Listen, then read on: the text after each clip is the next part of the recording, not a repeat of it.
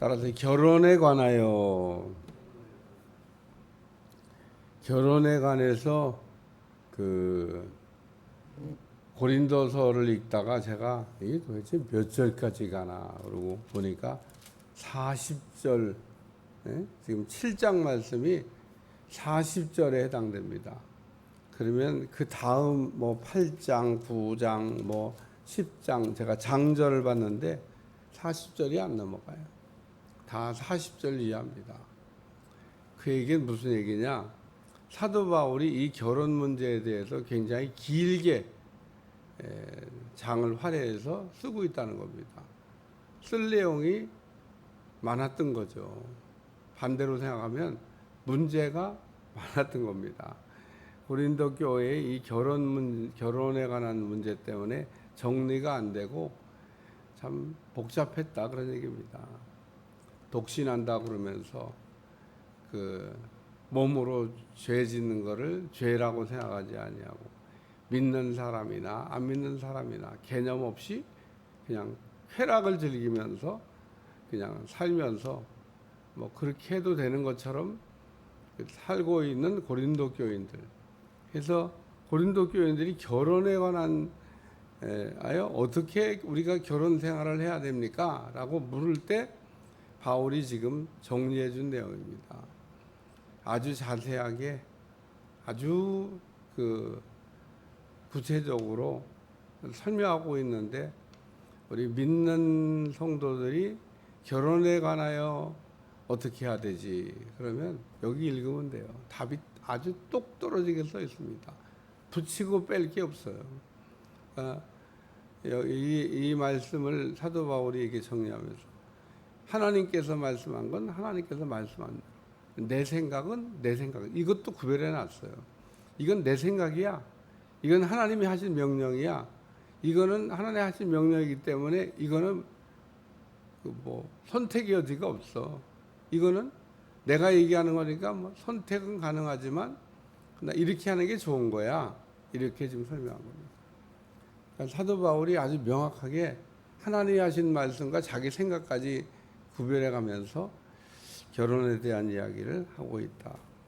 첫 번째 주신 말씀은 결혼하지 아니한 자들과 과부에게 나와 같이 그냥 지내는 게 좋다. 그러니까 지금 아직 결혼을 안 했거나 혹은 과부가 됐어요. 그러면 어떻게 사는 게 가장 좋은 최상의 방법이냐? 그냥 혼자 사는 거라는 겁니다. 혼자. 독신의 은사를 가지고 있다. 결혼하지 않는데 독신의 은사를 갖고 있다. 그냥 사는 거 최고 좋은 거라는 겁니다. 그러니까 오늘 그 결혼하지 않는 거를 죄 지으려고 결혼하지 않는 거는 안 된다 그런 얘기입니다. 우리가 독신하면서 막 몸으로 프리하죠. 뭐 누가 뭐 결혼을 안 했는데 뭐 몸으로 죄를 짓든 뭐 막 살든 뭐 누가 뭐라고 그러겠습니까? 그리고 뭐 그렇게 사는 거에 대해서는 처벌도 안 받아요. 그러니까 그렇게 사는 사람들이 있었다 그런 얘기입니다. 근데 그렇게 살면 안 된다는 얘기를 전제로 하면서 혹 아직 결혼을 안 했거나 혹 과부가 됐거나, 사실 과부도 두 종류가 있습니다. 참 과부와 그냥 과부가 있는데, 하여튼 뭐 그 혼자 된 사람들을 얘기하는 거잖아요. 독신이든 결혼을 안 했건 혼자 있든 나처럼 그냥 지내는 거 좋다.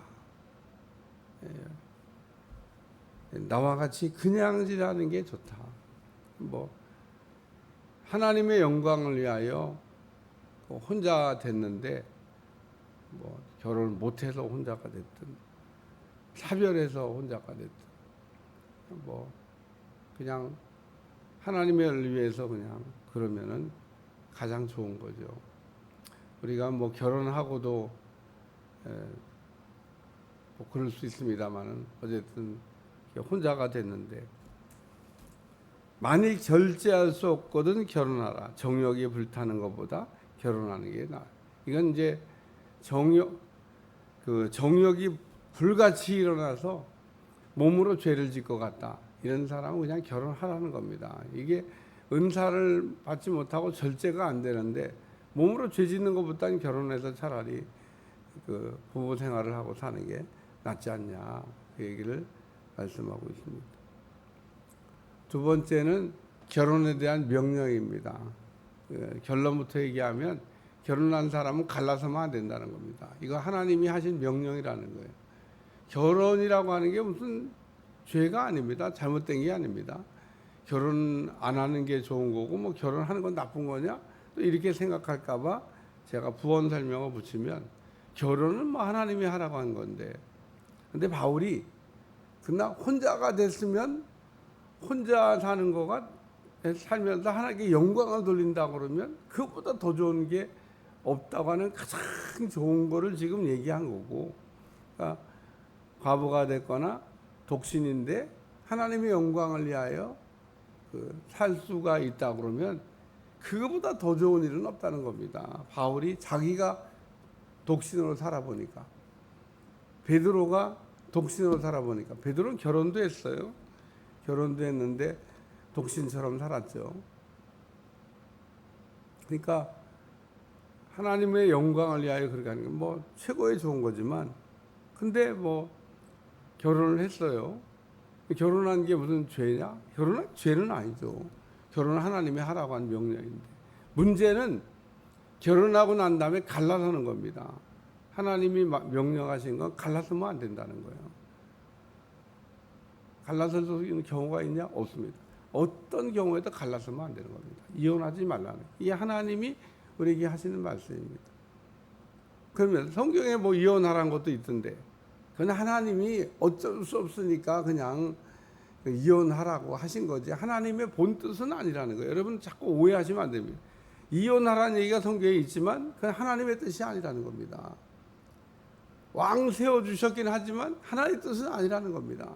왕을 세워달라고 막 긋고 그러니까 하나님이 별로 좋은 게 아닌데, 좋은 것도 아닌 걸 선택한다고 하니까 그래 사울을 왕으로 내가 세워주지, 그러고 세워주신 겁니다. 하나님이 원한 게 아니에요. 그러니까 우리가 안 좋은 거를 막 얻으려고 막 하나님 앞에 막 하나님 주세요, 그래도 어쨌든 자오가 막 이러면요 됩니다. 결론은 내가 책임져야 돼. 내가 그렇게 하기를 원했으니까.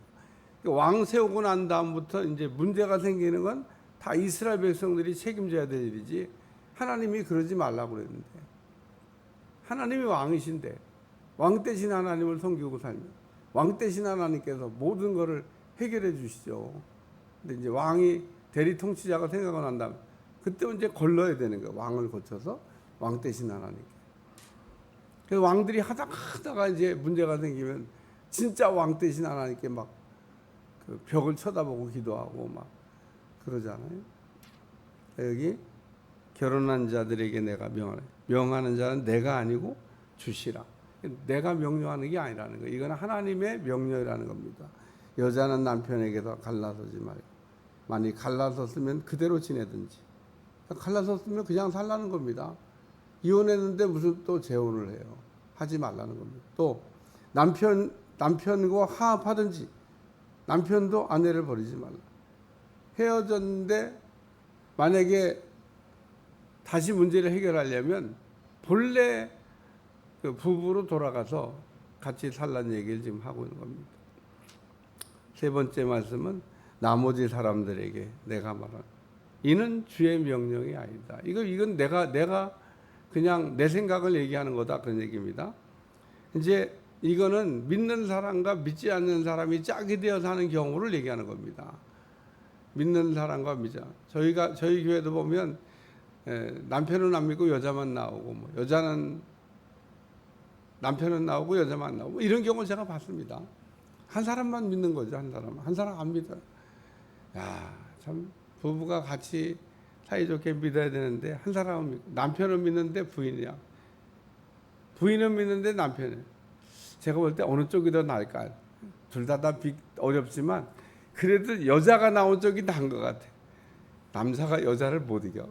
그래서 남자만 나오고 여자가 안 나오고, 여자만 나오고 남자가 안 나오는데, 여자만 나오고 남자가 안 나오면 남자가 뭐 자기가 뭐 무슨 수로 뭐 그래도 여자가 잘 이렇게 승리하는데, 남자만 나오고 여자가 안 나오면 여자가 더 센가 봐, 안 믿는 여자가. 여자가 나오면 남편을 돌이킬 가능성이 빨라. 남자가 나오고 여자가 나오면 이 돌이키는 과정이 조금 늦어. 내가 보면. 하여튼 제 경험에 의해서 하니. 어쨌든 둘 다 나오는 게 가장 이상적인데, 여자가 나오고 남자가 안 나오면 여자가 이기죠. 이겨. 여자가 뭐 아주 강한 데가 있잖아요. 그래서 이깁니다. 안 믿는 남편은 결국은 믿게 만듭니다. 그래서 참 여자들이 훌륭하다. 남자가 근데 이렇게 막 나오는 그런 분이 우리 교회에 있었습니다. 쓸쓸하고 외롭고 힘들어 보이고, 야, 여자를 이겨야 될 텐데. 일단 이런 경우에는 그냥 살라는 겁니다. 갈라서 자 그럴 때. 왜냐하면 거룩한 사람이 거룩하지 않은 사람을 거룩하게 만들 수 있다는 겁니다. 누룩이 그 밀가루에 들어가면 누룩화 만들잖아요. 그래서 복음으로 이게 하나가 돼서 믿는 가정. 그래서 참 이렇게 한 사람 믿고 한 사람 안 믿는 가정이 이렇게 보면 그런 경우에는 어떡하냐? 헤어져야 되냐? 그냥 사는 게 좋겠다는 겁니다. 근데 이거는 주님이 그렇게 하라고 그런 게 아니고, 헤어질 수는 있는데 그냥 사는 게 좋잖아. 그러면은 변화시킬 수가 있으니까 그 얘기를 지금 하고 있는 겁니다. 오늘 혼자 된 사람은 세 가지를 바울이 정리해 놨는데, 제일 좋은 거는 독신이든지 혹은 과부가 됐든지 혼자 사는 게 가장 좋은 건데, 가장 좋은 거를 우리가 할 수만 있다 그러면, 뭐 이건 은사가 있어야 되는 건데, 뭐 할 수만 있다 그러면 이거보다 더 좋은 건 없다. 뭐 여자 같은 경우는 주님을 신랑으로 삼고, 우리도 남자도 신랑이 신부인데, 어쨌든 주님의 나라에 갔을 때 주님이 얼마나 귀하게 생각하겠어요. 살아도 주를 위하여, 죽어도 주를 위하여. 그래서 혼자 된 사람은 나와 같이 그냥 지내는 게 좋다. 둘째, 결혼한 자들은 헤어지면 안 된다. 어떤 경우에도 갈라서면 안 된다. 갈라섰는데 뭐 나중에 기회가 되면 다시 합치는 게 이게 원칙이다. 원칙. 그 다음에 나머지 사람들, 이거는 이제 짝이 다른 거예요. 믿는 사람과 믿지 않는 사람이 같이 살 때 어떻게 하냐? 믿는 사람 헤어지자고 해도 믿는 사람이 믿지 않는 사람을 위해서 참고 살아라. 그리고 그 사람을 변화시켜서 거룩하게 만들어라. 요 얘기를 좀 설명하는 겁니다. 그리고 결혼에 대해서 뒤로 넘겨보시면 알지만 이게 40장까지 갑니다. 내일도 계속 이어서 결혼 이야기를 하겠습니다만, 고린도 교회가 이 결혼 문제 때문에 문제도 많고 탈도 많고, 이게 믿는 사람들 안에서도 복잡한 문제가 일어나고, 이거는 오늘날까지 우리에게 케이스바이입니다. 이건 오늘날까지도 우리의 삶에 어떻게 해야 되냐라는 문제에 대한 답을 제공하고 있고, 우리가 이대로 적용해서 우리가 살아야 될 말씀이기 때문에, 제가 찬송가 204장을 부른 거예요. 모래 위에다 집 짓지 말고.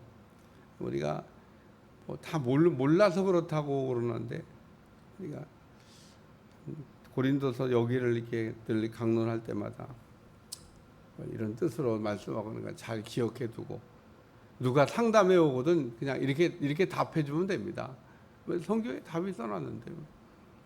그래서 케이스 바이로 이런 경우엔 어떻게, 이런 경우엔 이렇게 답을 써놓은 거라서 더 이상의 좋은 답은 세상에 없습니다. 바울이 써놓은 이 답이 정답입니다. 정답. 기도하겠습니다. 하나님, 오늘도 귀한 말씀으로 깨닫게 하시고 알게 하심을 감사드리며, 날마다 주 안에 승리하게 도와주시고 주님이 기뻐하는 모습으로 살아갈 수 있도록 축복해 주옵소서. 예수님의 이름으로 간절히 기도하옵나이다. 아멘.